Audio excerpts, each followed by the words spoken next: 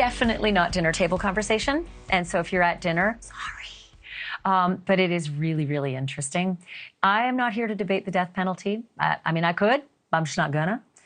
What I am here to do is tell you some really interesting stuff about what happens to the body with all the different forms of the death penalty that the United States employs, kind of, or at least has on the books. Like hanging, electrocution, gas chamber, firing squad, and lethal injection. Had you ever stopped down to think what actually happens to the condemned body? Like, how does he or she actually die?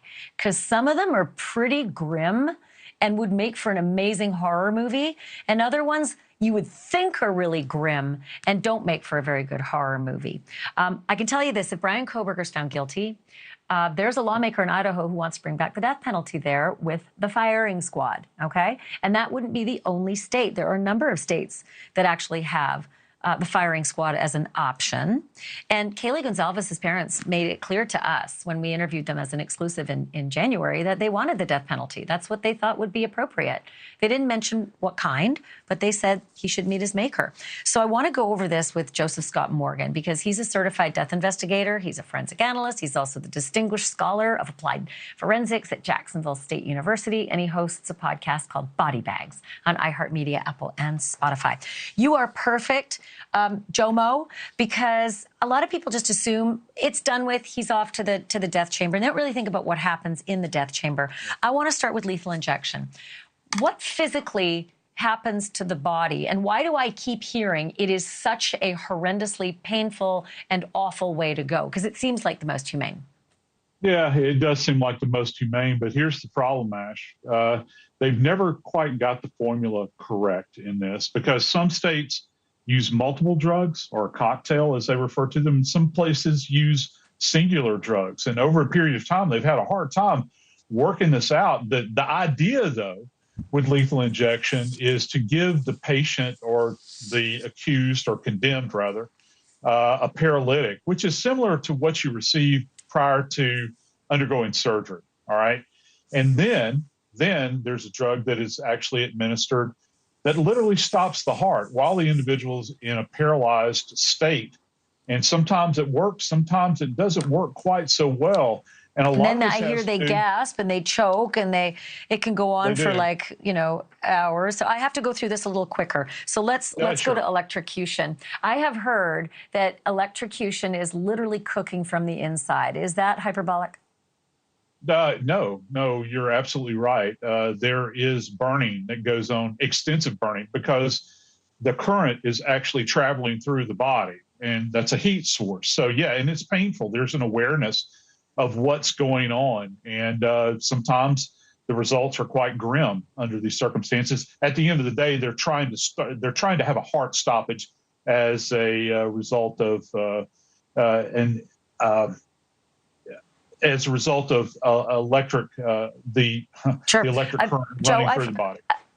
I've heard that the condemned's eyes will sometimes bleed. Is that true? Yes, it is. Yeah, it is. Okay. And right. You'll get heavy congestion in the head and that sort of thing, bleeding from the nose and the mouth. Gross. Okay, so now let's talk about the gas chamber real quick. What happens in a gas chamber? Cyanide gas is essentially administered. It kind of floats about in the air, and the individual tries to hold their breath, but of course we know that that's not possible. Some prisoners are advised to take a deep breath, and of course they try to hang on to life as long as they can, and the person dies of hypoxia. Essentially, they suffocate. Is it painful? Yes, it's painful. There's an awareness. There's no like losing consciousness or passing out or anything like that. All right. Firing squad, which sounds so barbaric, but I have come to learn that it may be actually one of the most humane ways to die. Yeah, you're talking about a high-velocity round fired by riflemen. And these people are generally very well trained, and the doctor will actually locate the heart and place a white piece of paper over that area. The riflemen hone in on that area, and they fire a high-velocity round, generally 30 caliber or higher, and drive this round through the heart. Most of it's relatively accurate. Of course, some things can go wrong. Okay, only have a couple seconds left, but I didn't save the best for last. Hanging. What's the What's the pain level or the quickness level in hanging, and what is it that ultimately kills you? Is it the suffocation or is it the neck breaking? It's a dislocation of the neck, essentially. And you have to get your ratios correct here, the velocity and also the weight of the individual, how far they fall, and has not been tied correctly. It's generally applied on the left side of the neck. And some people say it's a quick way to die. Others linger. And a lot of that is dependent upon the musculature in the neck. Some people can linger. All right. I only have time for a yes or no question, but I've heard that the guillotine is the most humane. And I can't believe I'm even saying that, but is it true? I would think so. In my experience, of course, it's never been used here officially in the United States. Last time it was used was back in the 1920s, I think, in France. And there's an infamous picture that's out there of the last guillotining that took place out there. It's crazy to think it. It's just crazy to think it. But okay. Hey, I'm so glad to have this uplifting conversation with you, Joe. Thank you. Oh, you bet. Anytime, Ash. Thank you for watching. Go to newsnationnow.com to find NewsNation on your television provider. And don't forget to click the red subscribe button below to get more of NewsNation's fact-driven, unbiased coverage.